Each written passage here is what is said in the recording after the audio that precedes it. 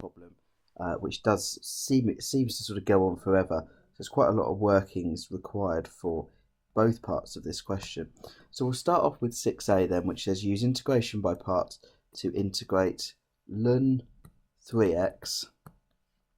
And when we're doing integration by parts, we're looking for a multiplication against a second function. So we're going to write that one as x to the minus 2 with respect to x. Okay, then we're going to use our acronym LATE, which tells us the order in which we are going to choose our u value for our integration by parts.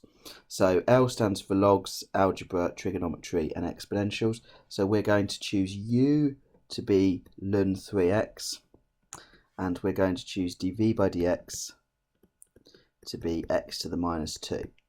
Now the integration by parts formula is in the formula book, so I'll just grab that now. That's in yellow there.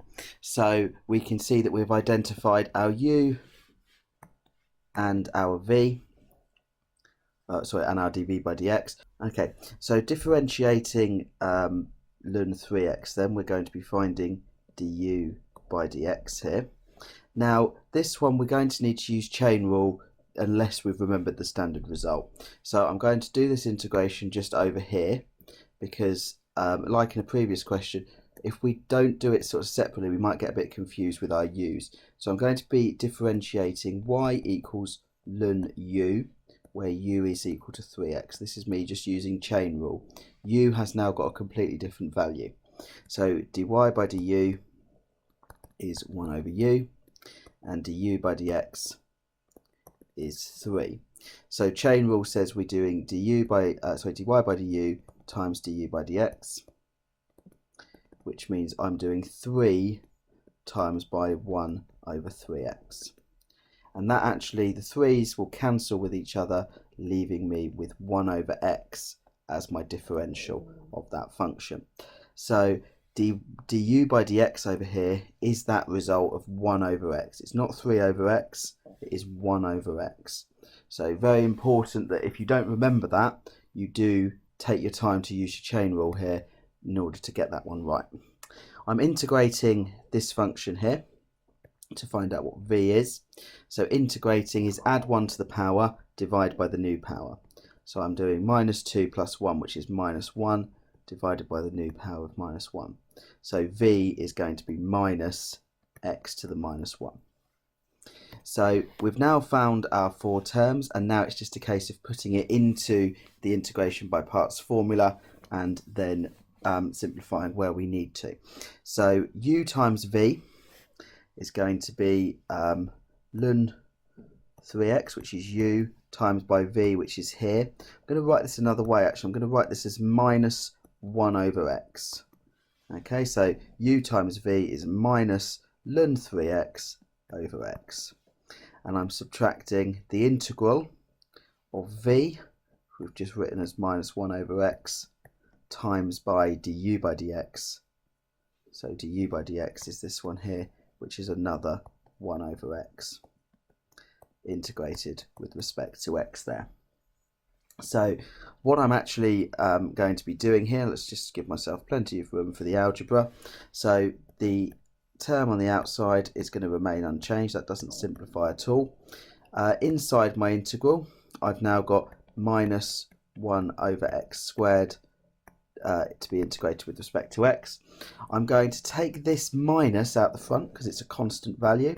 So I've got minus ln 3x over x plus the integral of x to the minus 2 dx. Okay, so I've just brought this term up as well. So I'm integrating, so I'm adding 1 onto the power and divided by the new power. So it's minus ln 3x over x plus x to the minus 1 over minus 1, and then plus my constant c. Now if I want to, that's absolutely fine. That's 4 marks there. That is the correct solution.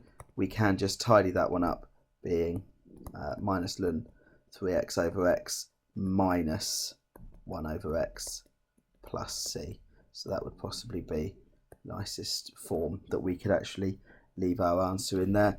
You might see that there's a common denominator there, so we could even go another step further and write it as minus ln 3x minus 1 all over x plus c. But any of these three are absolutely fine for the 4 marks needed for this question.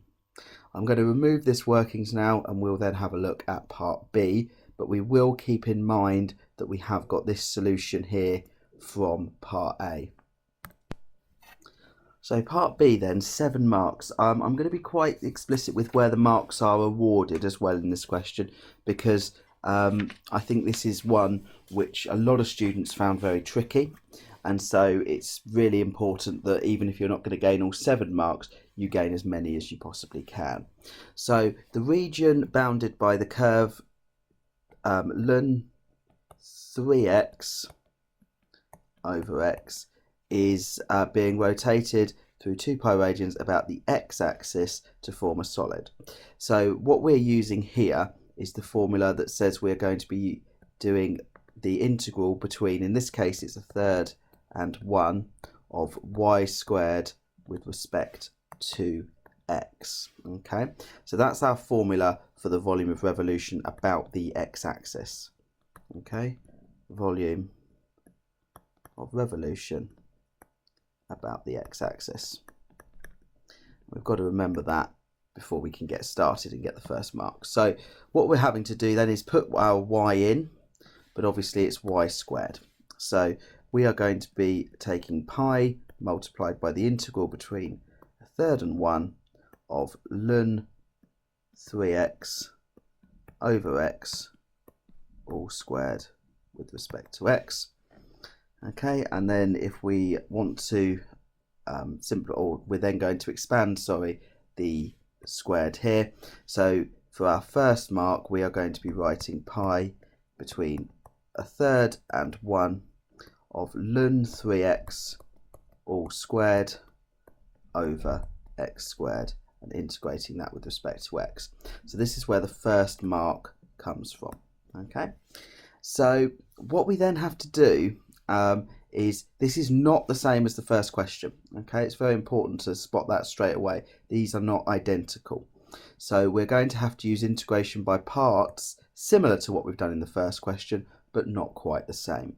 So we're looking at this one here. We're going to be integrating ln 3x all squared times by 1 over x squared dx. So it's an integration by parts because we've got two things which are multiplied together. So again, we're going to be identifying our u and our dv dx using our late acronym again.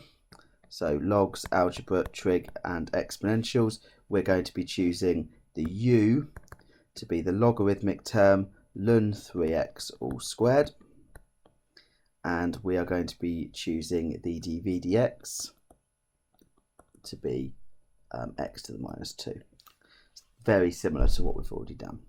So we're going to differentiate u, so du by dx, and again we're going to need to use the chain rule. So I'm going to come out of here because I'm going to be using the variable u differently. So I'm going to be differentiating y equals ln u. Am I going to be doing that? No, I'm going to be differentiating u squared, and u is equal to ln 3x. Okay, so when we differentiate u squared, we're going to get y equals 2u, and du by dx, so that was dy by du. Du by dx is ln 3x differentiated. Now we have already done that in part A of the question, so we could sort of look back at our notes if you like and recall that that came to 1 over x. So that was the one which I took out and did differently. But if you want to just do that one again, you would need to use chain rule within chain rule to prove that comes down to 1 over x. So what this tells me then is that this part here differentiates to 2 lots of u, so 2 ln 3x divided by x.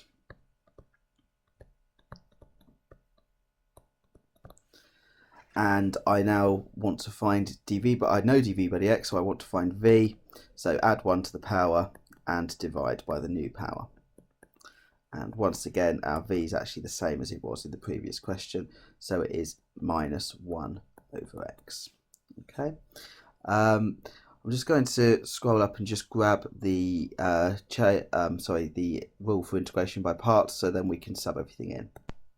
So here we have our integration by parts formula, and we are using these four things that we have worked out. So we've got our u here, our dv by dx here, our v, and our du by dx. So those are the four terms that we're substituting in here. So we've got u times v, which is ln 3x squared minus over x. So that is u times v there. I'll just tidy that up straight away. Minus the integral of v, which is minus 1 over x, times du by dx. So times 2 ln 3x over x.